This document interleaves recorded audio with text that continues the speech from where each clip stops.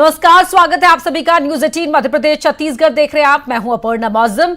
सबसे पहले बात करते हैं धार की भोजशाला की, जहां आज पहले दिन के सर्वे का काम पूरा हो गया है। दिल्ली और भोपाल के अधिकारियों की सर्वे टीम सुबह 6 बजे ही भोजशाला परिसर में पहुंची। सर्वे का काम शुरू किया गया। पहले दिन के सर्वे का काम पूरा होने के बाद एएसआई के वैज्ञानिक और मजदूर वहां से बाहर निकले। टीम के साथ हिंदू पक्ष के याचिकाकर्ता भी बाहर आए। अब दूसरे चरण का सर्वे शनिवार को होगा। वहीं आज शुक्रवार होने के चलते मुस्लिम समाज को दोपहर 1 बजे से 3 बजे तक नमाज पढ़ने के लिए वक्त दिया गया। जांच के दौरान एएसआई की टीम ने कई जगहों की फोटोग्राफी और वीडियोग्राफी की। तमाम मशीनों की खुदाई की जगहों को चिन्हित भी किया गया। इसके साथ ही तमाम जो कमरे बंद थे उन्हें खोला गया और बिल्डिंग का मेजरमेंट कर उसके वीडियोस बनाए गए, फोटोग्राफ्स ली गई। टीम के साथ बाहर निकले हिंदू पक्ष के प्रतिनिधि गोपाल शर्मा के मुताबिक सब कुछ हमारे पक्ष में है और मुस्लिम समुदाय सर्वे में इसलिए नहीं आया क्योंकि उनके पास बताने को कुछ नहीं है।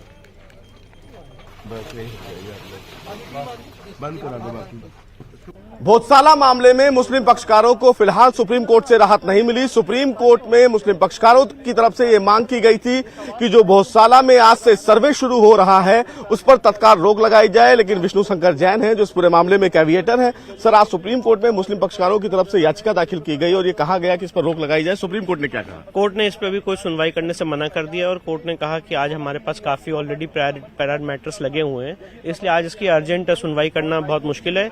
और मैं ये बताना चाहता हूँ, एएसआई द्वारा सर्वे किया जा रहा है। एएसआई के सर्वे में कभी किसी को कोई क्षति नहीं पहुंचती है और ये मॉन्यूमेंट एएसआई प्रोटेक्टेड मॉन्यूमेंट है, तो क्षति सवाल ही नहीं आता है। और उन्होंने उसको कोर्ट की हियरिंग के दौरान इसको कहा भोजनशाला, तो उसको करेक्ट किया गया कि ये भोजनशाला नहीं है, भोजशाला है। उनको ये भी जानकारी नहीं है कि वो एक्चुअल में है क्या? है क्या, तो भोजशाला है जहाँ पे इस समय सर्वे हो रहा है। ये सारी बातें कोर्ट के सामने क्लैरिफाई की गई और कोर्ट ने उनको अर्जेंट हियरिंग देने से मना कर दिया। तो आपको नहीं लगता परिणाम ये है कि वहाँ पे सर्वे जो चल रहा है सुबह 6 बजे से वो चलता रहेगा। तो आपको नहीं लगता कि सर ये डिले करने की कोशिश है? हालांकि ये भी नहीं पता कि वो भोजशाला है या भोजनशाला है। सुप्रीम कोर्ट के जज उनके वकील को करेक्ट कर रहे हैं कि वो है क्या? जी बिल्कुल। अब देखिए, अब ये तो उनकी अपनी लीगल टीम की अपनी बातें हैं, पर मेन बात यह है कि वहाँ पे जो सर्वे है वो चलता रहेगा, उसमें कोई रोक नहीं है। और मुझे लगता है जब सर्वे होगा तो बहुत सारी बातें उभर के सामने आएंगी। ठीक है, निश्चित रूप से कहीं ना कहीं एक बड़ी राहत फिलहाल हिंदू पक्षकारों को। हालांकि सुप्रीम कोर्ट ने मुस्लिम पक्षकारों को किसी भी तरीके से राहत देने से मना कर दिया है और ये अपने आप में एक बड़ी खबर है क्योंकि सर्वे पर फिलहाल रोक लगाने से सुप्रीम कोर्ट ने मना कर दिया है। सुशील पांडे, न्यूज 18, दिल्ली। गोपाल शर्मा जी इस वक्त हमारे साथ मौजूद हैं, हिंदू पक्ष के पक्षकार हैं और आज जब सर्वे शुरू हुआ था तो टीम के साथ अंदर गए थे। सर, शुरुआत कहां से हुई थी? आज हाईकोर्ट के आदेश के तहत जो सर्वे का दिन तय हुआ था, प्रातः अंदर भोजशाला में प्रवेश हुआ। आज भोजशाला का प्रारंभिक जांच, भोजशाला की लंबाई चौड़ाई, किन स्थानों को उनको जिन स्थानों को उनको जांच करना थी, जहां चिन्ह आज भी विद्यमान है, उन सब की फोटोग्राफी और वीडियोग्राफी हुई है। उसकी लंबाई चौड़ाई की नाप हुई है। जिस स्थानों को उनको शंका हुई कि यहाँ पर कुछ है तो उन्होंने वो मशीन लगाकर उन स्थानों को चिन्हित किया है। मतलब आज उन्होंने पूरा बेस तैयार किया है सारे सर्वे का, उत्खनन को लेकर जितनी भी वैज्ञानिक होना ना, उसके आधार उन्होंने सारे तय किए, पॉइंट नोट किए। 50 मीटर के अंदर क्या क्या चीजें हैं, वो पूरा परिसर जो है, हाँ नहीं, भोजशाला परिसर से 50 मीटर अच्छा का जांच होना है। हाँ। तो जो जानकारी हमारे पास थी, उन्होंने कुछ एक दो बावड़ी के बारे में पूछा, तो मुझे पता था कहाँ पर बावड़ी है। आज वो प्लेन है, उसमें मकान बने हुए, बताया उनको कि भैया यहाँ बावड़ी थी, यहाँ पर ये, जिसके अंदर बहुत सी चीजें अपने साक्ष्य भी हैं। मुस्लिम पक्ष के लोगों को भी यहाँ रहना था, हालांकि वो यहाँ तो नहीं आया, लेकिन देश की जो शीर्ष अदालत है उसका दरवाजा खटखटाने के लिए सुप्रीम कोर्ट पहुंचे थे। क्या हुआ? सर, आदेश नहीं दिया ना, क्योंकि उनके पास साक्ष्य ही नहीं है। अगर उनके पास साक्ष्य होते तो आना चाहिए ना भोजशाला में। बताओ आपके कि आपका कौन सा स्थान है, कौन सा स्थान आपका इसको बता रहा है कि मस्जिद है।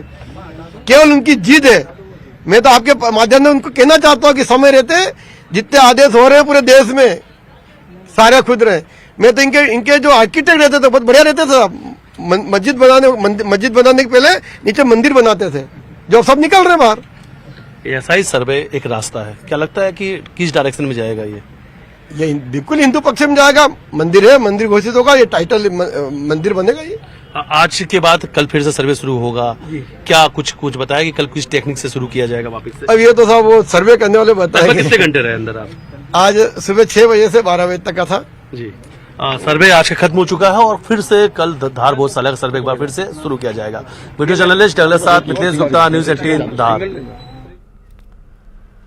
धार में भोजशाला के अंदर पहले दिन हुए एएसआई के सर्वे को लेकर मुस्लिम समाज ने नाराजगी जाहिर की है। शहर काजी के मुताबिक मुस्लिम समाज चाहता ही नहीं था कि सर्वे हो। उन्होंने कहा कि अब 5 वक्त की नमाज की मांग को लेकर हमको भी हाईकोर्ट जाना पड़ेगा। वहीं उन्होंने पहले दिन के सर्वे में मुस्लिम समाज के लोगों के शामिल नहीं होने के एएसआई पर ही सवाल खड़ा कर दिया।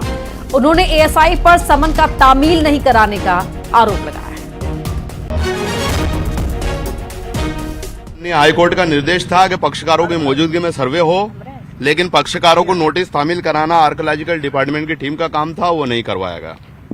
तो ये अपने आप में शंका पैदा करता है। हमारे पास भी एक कागज मौजूद है जिसमें यह लिखा गया है कि आर्कियोलॉजिकल डिपार्टमेंट अगर इस इमारत को बंद कर दे 1952 का, अगर इस इमारत को बंद कर दे और उसके बाद भी अगर कोई नमाज पढ़ना चाहे तो उसके लिए पुनः खोला जाए। तो हम तो यहाँ शांति व्यवस्था बनाने के लिए आज तक नहीं करा। मुझे लगता है कि अब इसके लिए भी हमको हाईकोर्ट जाना पड़ेगा। 5 टाइम की नमाज 5। तो शहर काजी ने अपने जो स्टेटमेंट दिया है वो स्टेटमेंट भी अब सामने आ चुका है। उन्होंने कहा है कि आने वाले समय में देखेंगे कि सर्वे में क्या कुछ आता है, लेकिन अभी जो सर्वे है, सर्वे की तरफ से उन्हें कोई सूचना नहीं दी गई। अगर सूचना दी जाएगी तो वो इस सर्वे में शामिल जरूर होंगे। वीडियो जर्नलिस्ट डगलस साथ मिथिलेश गुप्ता, न्यूज़ 18 धार।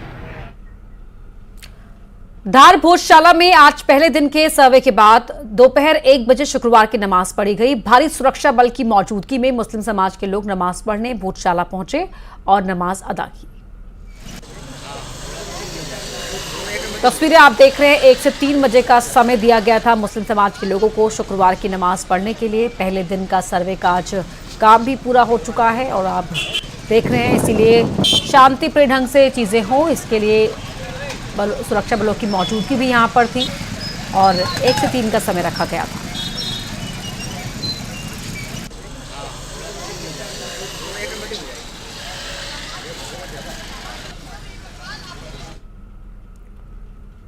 अब छत्तीसगढ़ में स्लीपर सेल पर सियासत गर्मा गई है। बीजेपी प्रवक्ता केदार गुप्ता ने भूपेश बघेल के बयान पर पलटवार किया।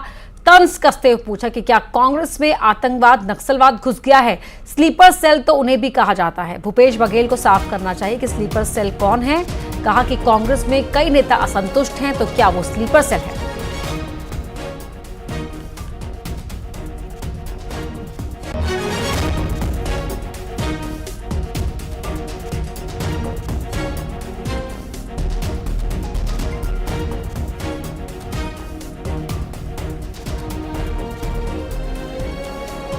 स्लीपर सेल कौन है और स्लीपर सेल की परिभाषा क्या होती है? स्लीपर सेल को आतंकवादी कहा जाता है, स्लीपर सेल को देश विरोधी कहा जाता है। तो ये क्या कांग्रेस पार्टी के अंदर पार्टी के खिलाफ काम करने वाले आतंकवादी आ गए? और इनमें किसका नाम हो सकता है? क्या वो टी.एस. सिंहदेव जी को बोल रहे हैं? क्या वो चरणदास महंत जी को बोल रहे हैं? क्या मोहन मरकाम जी को बोल रहे हैं? या हो सकता है दीपक बैज जी को बोल रहे हैं? तो माननीय भूपेश बघेल जी को क्लियर करना चाहिए, क्योंकि कांग्रेस पार्टी के सभी कार्यकर्ता ऐसा सोच रहे हैं। क्या वो सभी स्लीपर सेल में? अगर वो स्पष्ट कर देंगे तो कार्यकर्ताओं को संतोष होगा। वहीं सुरेंद्र वैष्णव भावुक हो गए, आंखों से आंसू छलक आए और बोले भूपेश बघेल को अहंकार हो गया है, ज्यादा अहंकार अच्छा नहीं है। भूपेश बघेल के स्लीपर सेल वाले बयान से सुरेंद्र वैष्णव का कहना है कि वो आहत हुए हैं। तो राजनांदगांव की जनता जानती है, राजनांदगांव के कार्यकर्ता जानते हैं कि मैं स्लीपर सेल हूं या नहीं, लेकिन ये जरूर मैं जानता हूं, हम 5 सालों में देखा है जो छुपे हुए जो लोग इनके हैं, मुझको लगता है स्लीपर सेल की परिभाषा वही है। लेकिन आपके माध्यम से फिर ये कह रहा हूं, मैं वो बहुत बड़े व्यक्ति हैं, मैं एक छोटा सा कार्यकर्ता हूं। जब हम चुनाव लड़ने आते हैं तो हमको इतना अहंकार नहीं करना चाहिए, अपनी भाषाओं को संयमित रखना चाहिए, अच्छा रखना चाहिए। राजनांदगांव संस्कारधारी है, जहां आप चुनाव लड़ने आए, तो आपसे मैं निवेदन करना चाहूँगा कि इस टाइप की भाषा का आप उपयोग न करें, वरना राजनांदगांव के जो लोग हैं ना, उनने जो शब्द कहा है ना, मुझको इस बात की बड़ी पीड़ा है। मैंने जब से होश संभाला है पार्टी के लिए काम किया, और आज एक मुखिया मुझको स्लीपर सेल कह रहा है, मुझको बहुत पीड़ा है इस बात की। और मैं नहीं, राजनांदगांव की जनता, राजनांदगांव की कार्यकर्ता इस बात का जवाब देगी। मैं उस मुखिया से इस बात का निवेदन करता हूं कि इतने अहंकार में मत रखिए, अहंकार किसी का भी नहीं चलता है।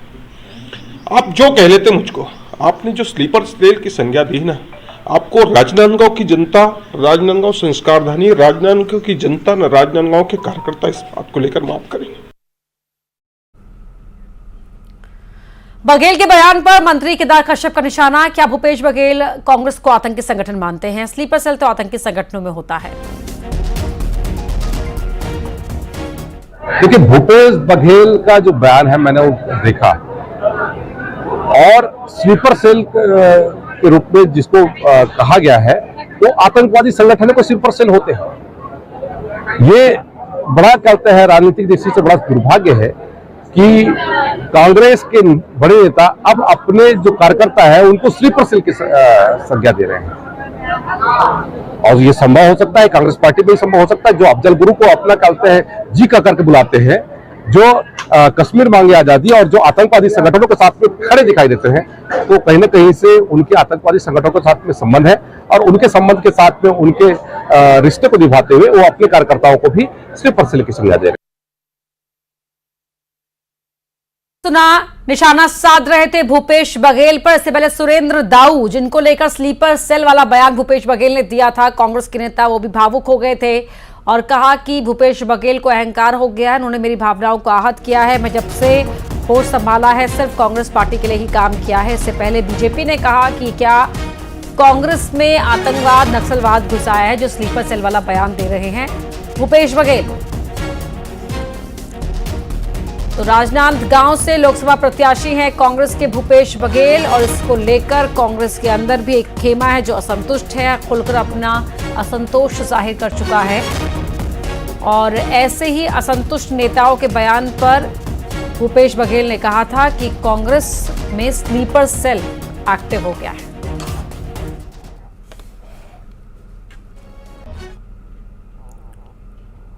छत्तीसगढ़ में बीजेपी ने एक और पोस्टर जारी किया है। भूपेश बघेल को कांग्रेस कार्यकर्ताओं को प्रताड़ित करते दिखाया है। पोस्टर में बीजेपी के कार्यकर्ता का सम्मान होते दिखाया। लगातार एक के बाद एक कांग्रेस के प्रत्याशी के खिलाफ छत्तीसगढ़ बीजेपी पोस्टर जारी कर रही है। ये देखिए, इस पोस्टर में दिखाया है कि भूपेश बघेल जो कांग्रेस के नेता हैं, लोकसभा प्रत्याशी हैं, वो किस तरह कांग्रेस के कार्यकर्ताओं को प्रताड़ित करते हैं। जो बीजेपी नेता हैं वो बीजेपी कार्यकर्ताओं का सम्मान करते हैं।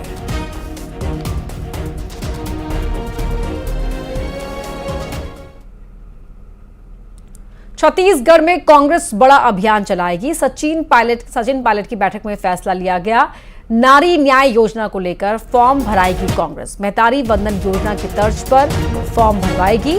पूरे प्रदेश में ये अभियान चलाया जाएगा। तमाम गारंटी को लेकर फॉर्म भराए जाएंगे। 1 लाख रुपए सालाना को लेकर ये फॉर्म भराया जाएगा।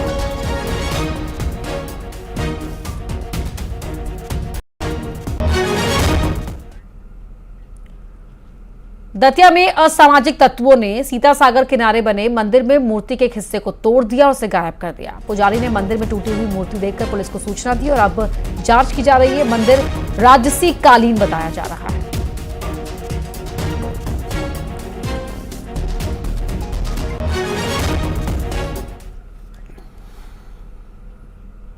लोकसभा चुनाव लड़ने को लेकर दिग्विजय सिंह ने कहा है कि उन्होंने पहले ही पार्टी को कह दिया है कि जहां से चुनाव लड़ने के लिए कहा जाएगा वो चुनाव लड़ने के लिए तैयार है। उनकी माने तो अभी और भी लिस्ट आने वाली है और जहां से उनका नाम आएगा वहां से वो चुनाव लड़ेंगे।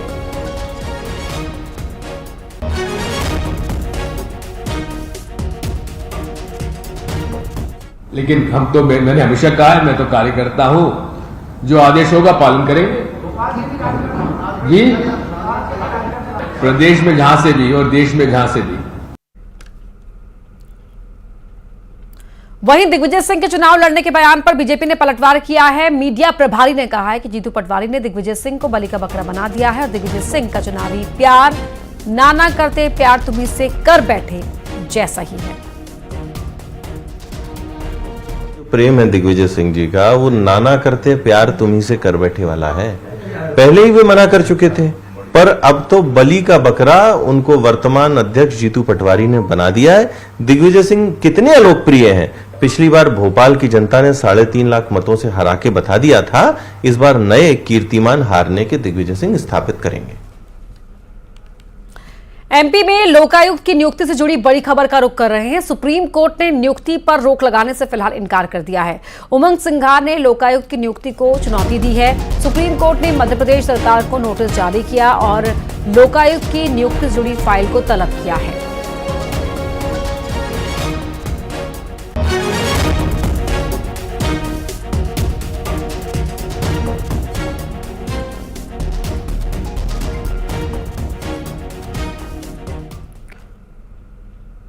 सूरजपुर में मिट्टी की खदान धंसने से